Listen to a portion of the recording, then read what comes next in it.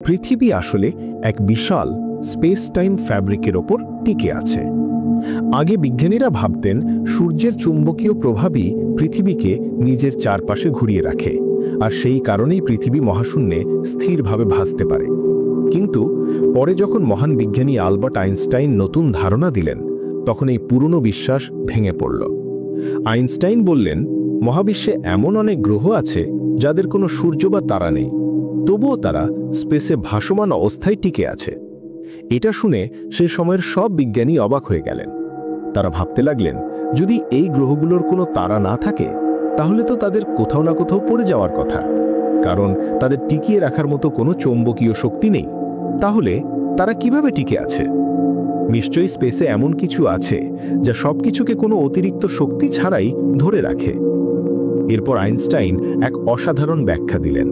তিনি বললেন, আমরা এতদিন স্পেসকে যেমনভাবে কল্পনা করেছি, আসলে সেটা তেমন নয়। এই স্পেস আসলে এক বিশাল চাদরের মতো। যদিও বোঝানোর সুবিধার জন্য বিজ্ঞানীরা এটিকে সাধারণত 2 মাত্রিক চাদর হিসেবে দেখান, কিন্তু বাস্তবে এটি 4 মাত্রিক এক বিশাল কাঠামো, যাকে আমরা বলি স্পেস টাইম ফ্যাব্রিক। এই স্পেস টাইম ফ্যাব্রিকের ওপরই মহাবিশ্বের সব কিছু টিকে আছে, আমাদের সূর্য, গ্রহ, উপগ্রহ, এমনকি আলো পর্যন্ত। প্রতিটি বস্তুর ভর যত বেশি, তত বেশি পরিমাণে এই ফ্যাব্রিক নিচের দিকে বেঁকে যায়।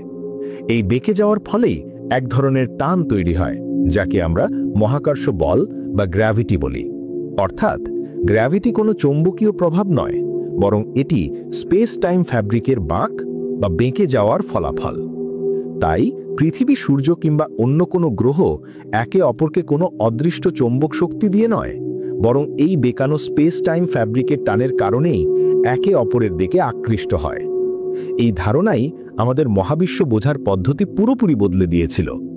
আলবার্ট আইনস্টাইনের এই তত্ত্বের পর থেকেই বিজ্ঞানীরা বুঝতে পেরেছিলেন, মহাবিশ্ব আসলে এক বিশাল নমনীয় ফ্যাব্রিক, যেখানে প্রতিটি গ্রহ, তারা ও আলো একে অপরের প্রভাবে সেই ফ্যাব্রিককে বাঁকিয়ে দিয়ে এক মহাজাগতিক নৃত্যে অংশ নিচ্ছে।